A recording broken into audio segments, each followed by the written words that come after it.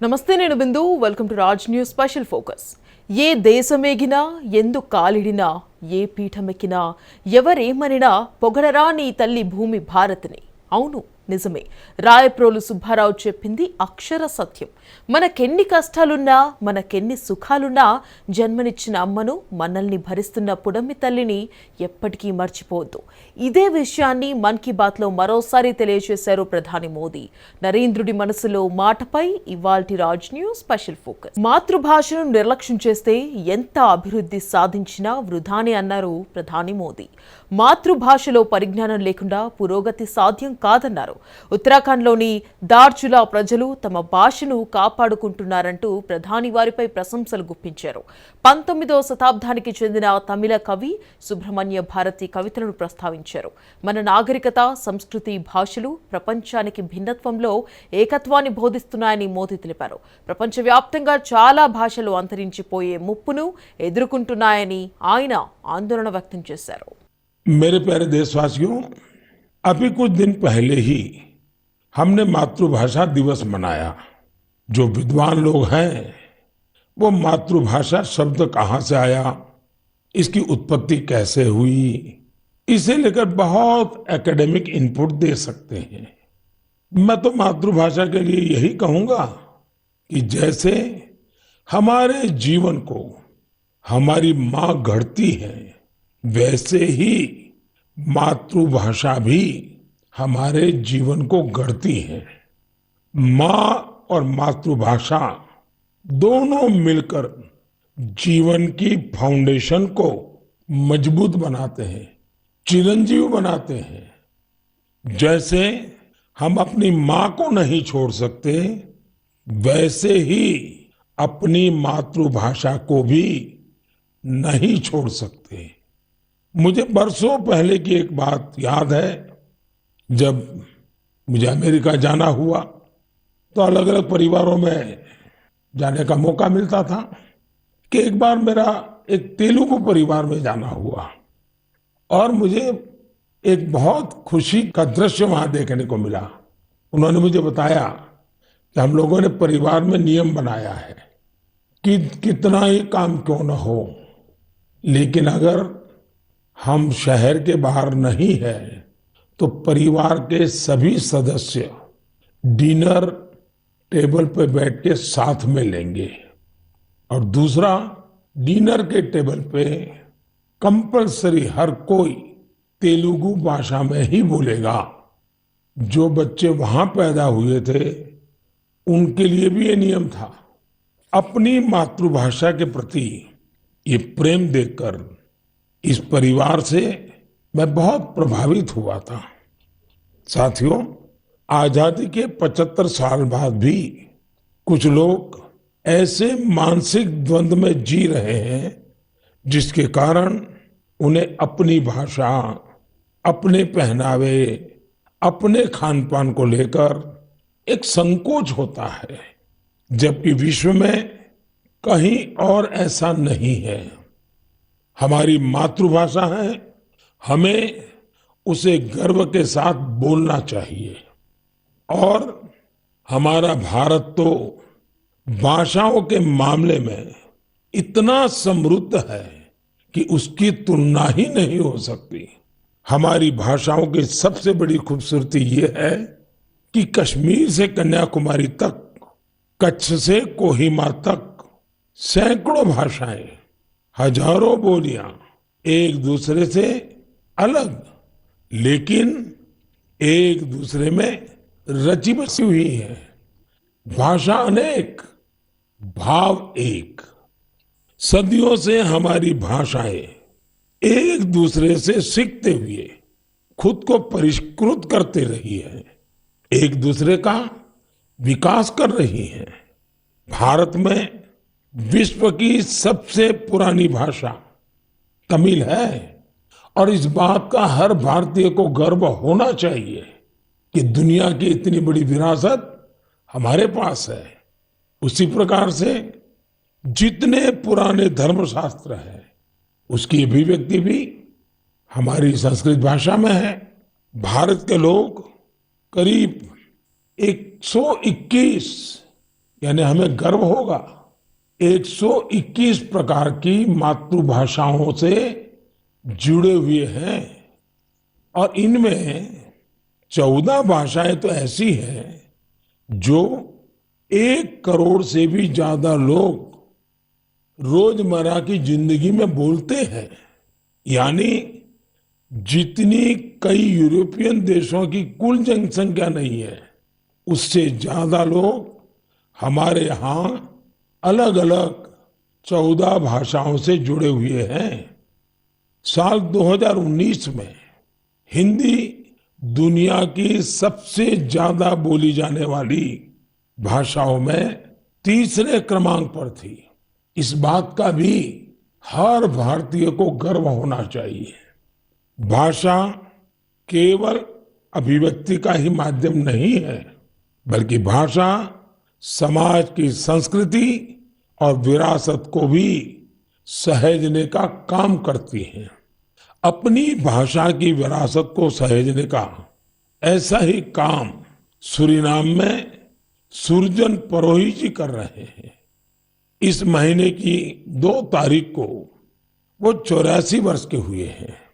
उनके पूर्वज भी बरसों पहले हजारों श्रमिकों के साथ रोजी रोटी के लिए सूरीनाम गए थे। सुरजन परोही जी हिंदी में बहुत अच्छी कविता लिखते हैं। वहां के राष्ट्रीय कवियों में उनका नाम लिया जाता है। यानी आज भी उनके दिल में हिंदुस्तान धड़कता है। उनके कार्यों में हिंदुस्तानी मिट्टी की महक है। सूरीनाम के लोगों ने सुरजन परोही जी के नाम पर एक संग्रहालय भी बनाया है। मेरे लिए ये बहुत सुखद है कि साल 2015 में मुझे उन्हें सम्मानित करने का अवसर मिला था। साथियों, आज के दिन यानी 27 फरवरी को मराठी भाषा गौरव दिवस भी है। सर्व मराठी बंधू भगिनींना मराठी भाषा दिनाच्या हार्दिक शुभेच्छा। ये दिन मराठी कविराज विष्णु वामन शिरवाडकर जी, श्रीमान कुसुमाग्रज जी को समर्पित है। आज ही कुसुमाग्रज जी की जन्म जयंती भी है। कुसुमाग्रज जी ने मराठी में कविताएं लिखी, अनेकों नाटक लिखे, मराठी साहित्य को नई ऊंचाई दी। साथियों, हमारे यहाँ भाषा की अपनी खूबियां हैं। मातृभाषा का अपना विज्ञान है। इस विज्ञान को समझते हुए ही राष्ट्रीय शिक्षा नीति में स्थानीय भाषा में पढ़ाई पर जोर दिया गया है। हमारे प्रोफेशनल कोर्सेज भी स्थानीय भाषा में पढ़ाए जाए, इसका प्रयास हो रहा है। आजादी के अमृतकाल में इस प्रयासों को हम सब ने मिलकर के बहुत गति देनी चाहिए। ये स्वाभिमान का काम है। मैं चाहूंगा आप जो भी मातृभाषा बोलते हैं उसकी खूबियों के बारे में अवश्य जानें और कुछ न कुछ लिखें। భారతీయ సంస్కృతి వారసత్వం చాలా గొప్పవని మన్ కీ బాత్లో ప్రధాని మోదీ అన్నారు. తాను ఇద్దరిని పరిచయం చేయాలనుకుంటున్నారని, వారు టాంజానియన్ తోబుట్టువులు కిలీ పాల్, నిమా అంటూ తెలిపారు. సామాజిక మాధ్యమాల్లో వారు వీడియోలు చేస్తూ సోషల్ మీడియాలో పోస్టు చేసి వార్తల్లో నిలుస్తుంటారని తెలిపారు. వారిలో భారతీయ సంగీతంపై అభిరుచి, ప్రేమ ఉన్నాయని కొనియాడారు. భారత రిపబ్లిక్ డే సందర్భంగా పాడిన జాతీయ గీతం జనగణమనకు సంబంధించిన వీడియో వైరల్ అయిందన్నారు. साथियों, भारतीय संस्कृति और अपनी धरोहर की बात करते हुए मैं आज आपको मन की बात में 2 लोगों से मिलवाना चाहता हूं।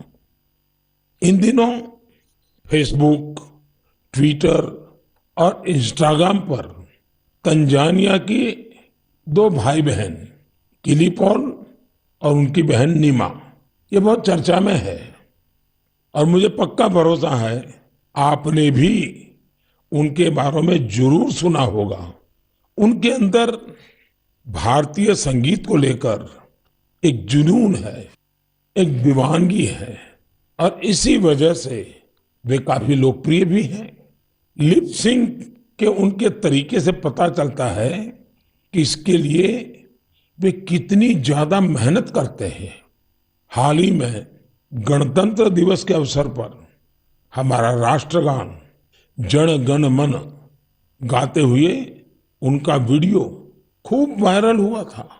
कुछ दिन पहले उन्होंने लता दीदी का एक गाना गाकर उनको भी भावपूर्ण श्रद्धांजलि भी दी थी। मैं इस अद्भुत क्रिएटिविटी के लिए इन दोनों भाई बहन किली और नीमा उनकी बहुत सराहना करता हूं। कुछ दिन पहले तंजानिया में भारतीय दूतावास में इन्हें सम्मानित भी किया गया है। भारतीय संगीत का जादू ही कुछ ऐसा है जो सबको मोह लेता है।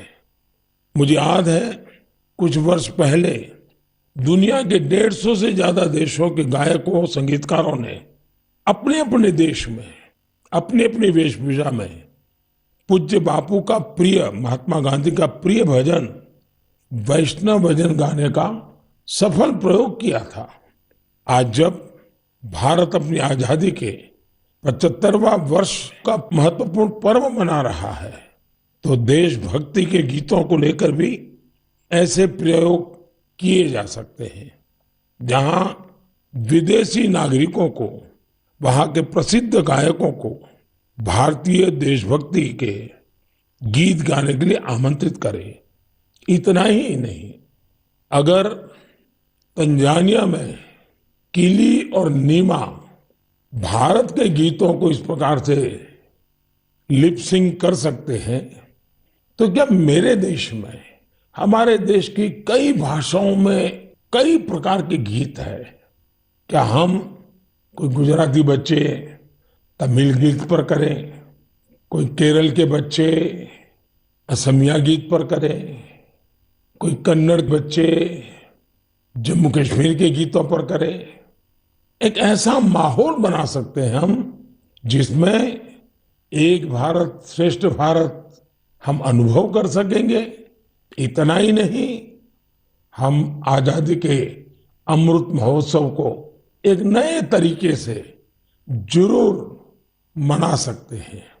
मैं देश के नौजवानों से आह्वान करता हूं, आइए भारतीय भाषाओं के जो पॉपुलर गीत हैं उनको आप अपने तरीके से वीडियो बनाइए, बहुत पॉपुलर हो जाएंगे आप और देश की विविधताओं का नई पीढ़ी को परिचय होगा। భారతీయ సంస్కృతి సాంప్రదాయాలను కాపాడుకోవాల్సిన బాధ్యత ప్రతి ఒక్కరిపై ఉందన్నారు ప్రధాని మోదీ.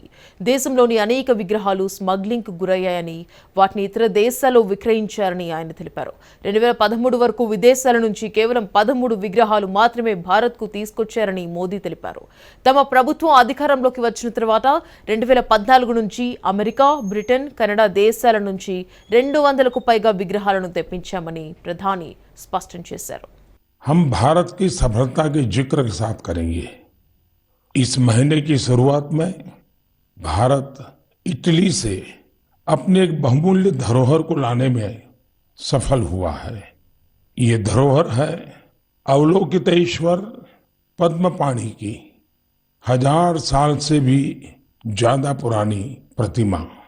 ये मूर्ति कुछ वर्ष पहले बिहार में गया जी के एक देवी स्थान कुंडलपुर मंदिर से चोरी हो गई थी, लेकिन अनेक प्रयासों के बाद अब भारत को यह प्रतिमा वापस मिल गई है।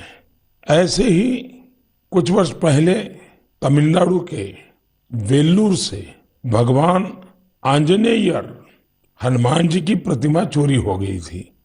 हनुमान जी की ये मूर्ति भी 600-700 साल पुरानी थी। इस महीने की शुरुआत में ऑस्ट्रेलिया में हमें ये प्राप्त हुई, हमारे मिशन को मिल चुकी है। साथियों, हजारों वर्षों के हमारे इतिहास में देश के कोने कोने में एक से बढ़कर एक मूर्तियां हमेशा बनती रही। उसमें श्रद्धा भी थी, सामर्थ्य भी था, कौशल्य भी था और विविधताओं से भरा हुआ था। और हमारी हर मूर्तियों के इतिहास में तत्कालीन समय का प्रभाव भी नजर आता है। ये भारत की मूर्तिकला का नायाब उदाहरण तो थी ही, इनसे हमारी आस्था भी जुड़ी हुई थी। लेकिन अतीत में बहुत सारी मूर्तियां चोरी होकर भारत से बाहर जाती रही, कभी इस देश में तो कभी उस देश में। ये मूर्तियां बेची जाती रही और उनके लिए तो सिर्फ कलाकृति थी, न उनको उसके इतिहास से लेना देना था, श्रद्धा से लेना देना था। इन मूर्तियों को वापस लाना भारत मां के प्रति हमारा दायित्व है। इन मूर्तियों में भारत की आत्मा का, आस्था का अंश है। इनका एक सांस्कृतिक ऐतिहासिक महत्व भी है।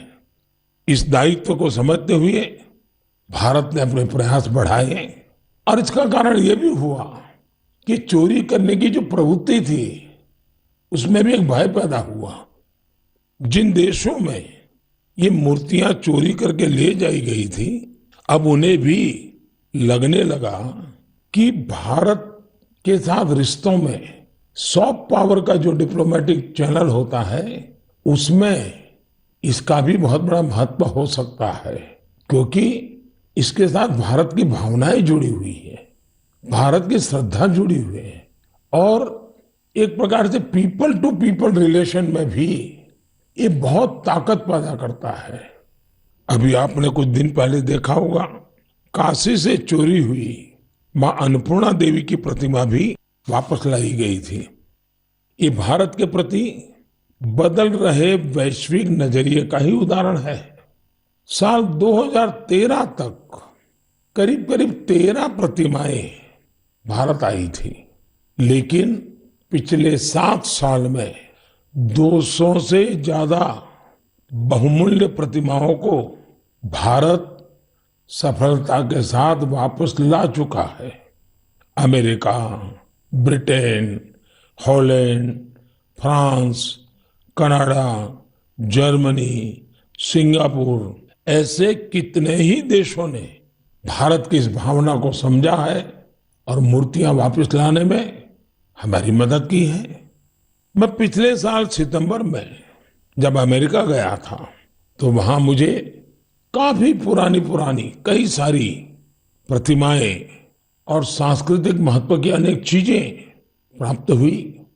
देश की जब कोई बहुमूल्य धरोहर वापस मिलती है तो स्वाभाविक है इतिहास में श्रद्धा रखने वाले, आर्कियोलॉजी में श्रद्धा रखने वाले, आस्था और संस्कृति के साथ जुड़े हुए लोग और एक हिंदुस्तानी के नाते हम सबको संतोष मिलना बहुत स्वाभाविक है। मेरे प्यारे देशवासियों, आज से कुछ दिन बाद ही 8 मार्च को पूरी दुनिया में इंटरनेशनल वुमेन्स डे, अंतर्राष्ट्रीय महिला दिवस मनाया जाएगा। महिलाओं के साहस, कौशल और प्रतिभा से जुड़े कितने ही उदाहरण हम मन की बात में लगातार साझा करते रहे हैं। आज चाहे स्किल इंडिया हो, सेल्फ हेल्प ग्रुप हो या छोटे बड़े उद्योग हो, महिलाओं ने हर जगह मोर्चा संभाला हुआ है। आप किसी भी क्षेत्र में देखिए, महिलाएं पुराने मिथकों को तोड़ रही हैं। आज हमारे देश में पार्लियामेंट से लेकर पंचायत तक अलग अलग कार्य क्षेत्र में महिलाएं नई ऊंचाई प्राप्त कर रही हैं। सेना में भी बेटियां अब नई और बड़ी भूमिकाओं में जिम्मेदारी निभा रही हैं और देश की रक्षा कर रही हैं। पिछले महीने गणतंत्र दिवस पर हमने देखा कि आधुनिक फाइटर प्लेन्स को भी बेटियां उड़ा रही है। देश ने सैनिक स्कूलों में भी बेटियों के एडमिशन पर रोक हटाई और पूरे देश में बेटियां सैनिक स्कूलों में दाखिला ले रही हैं। इसी तरह अपने स्टार्टअप जगत को देखें, पिछले सालों में देश में हजारों नए स्टार्टअप शुरू हुए। इनमें से करीब आधे स्टार्टअप्स में महिलाएं निदेशक की भूमिका में है। पिछले कुछ समय में महिलाओं के लिए मातृत्व अवकाश बढ़ाने जैसे निर्णय लिए गए हैं। बेटे और बेटियों को समान अधिकार देते हुए विवाह की उम्र समान करने के लिए देश प्रयास कर रहा है। इससे हर क्षेत्र में महिलाओं की भागीदारी बढ़ रही है। आप एक और बड़ा बदलाव भी होते देख रहे होंगे। ये बदलाव है हमारे सामाजिक अभियानों की सफलता। बेटी बचाओ बेटी पढ़ाओ की सफलता को ही लीजिए। आज देश में लिंग अनुपात सुधरा है। स्कूल जाने वाली बेटियों की संख्या में भी सुधार हुआ है। इसमें हमारी भी जिम्मेदारी है कि हमारी बेटियां बीच में स्कूल न छोड़ दें। इसी तरह स्वच्छ भारत अभियान के तहत देश में महिलाओं को खुले में शौच से मुक्ति मिली है। ट्रिपल तलाक जैसी सामाजिक बुराई का अंत भी हो रहा है। जब से ट्रिपल तलाक के खिलाफ कानून आया है, देश में 3 तलाक के मामलों में 80% की कमी आई है। ये इतने सारे बदलाव इतने कम समय में कैसे हो रहे हैं? ये परिवर्तन इसलिए आ रहा है क्योंकि हमारे देश में परिवर्तन और प्रगतिशील प्रयासों का नेतृत्व अब खुद महिलाएं कर रही हैं। मेरे प्यारे देशवासियों, इस बार भी हमने अनेक विषयों पर चर्चा की। आने वाले मार्च के महीने में अनेक पर्व त्योहार आ रहे हैं। शिवरात्रि है और कुछ दिन बाद आप सब होली की तैयारी में जुट जाएंगे। होली हमें एक सूत्र में पिरोने वाला त्योहार है। इसमें अपने पराये द्वेष विद्वेष छोटे बड़े सारे भेद मिट जाते हैं। इसलिए कहते हैं होली के रंगों से भी ज्यादा गाढ़ा रंग होली के प्रेम और सौहार्द का होता है। होली में गुजिया के साथ साथ रिश्तों की भी अनूठी मिठास होती है। इन रिश्तों को हमें और मजबूत करना है और रिश्ते सिर्फ अपने परिवार के लोगों से ही नहीं बल्कि उन लोगों से भी जो आपके एक बृहद परिवार का हिस्सा है। इसका सबसे महत्वपूर्ण तरीका भी आपको याद रखना है। ये तरीका है वोकल फॉर लोकल के साथ त्योहार मनाने का। आप त्योहारों पर स्थानीय उत्पादों की खरीदी करें जिससे आपके आसपास रहने वाले लोगों के जीवन में भी रंग भरे रंग रहे उमंग रहे। हमारा देश जितनी सफलता से कोरोना के खिलाफ लड़ाई लड़ रहा है और आगे बढ़ रहा है उससे त्योहारों में जोश भी कई गुना हो गया है। इसी जोश के साथ हमें अपने त्योहार मनाने हैं और साथ ही अपनी सावधानी भी बनाए रखनी है। मैं आप सभी को आने वाले पर्वों की ढेर सारी शुभकामनाएं देता हूं। मुझे हमेशा आपकी बातों का, आपके पत्रों का, आपके संदेशों का इंतजार रहेगा। बहुत बहुत धन्यवाद। భారతీయులు ఎక్కడున్నా అందరూ సోదర సోదరీమణులేనని ప్రధాని తెలిపారు. భిన్నత్వంలో ఏకత్వమే భారతీయత అని తేల్చి చెప్పారు. భావితరాల కోసం సంస్కృతిని కాపాడుకోవాలని ఆయన సూచించారు. ఇది ఇవాల్టి రాజ్ న్యూస్ ఫోకస్. చూస్తూనే ఉండండి రాజ్ న్యూస్.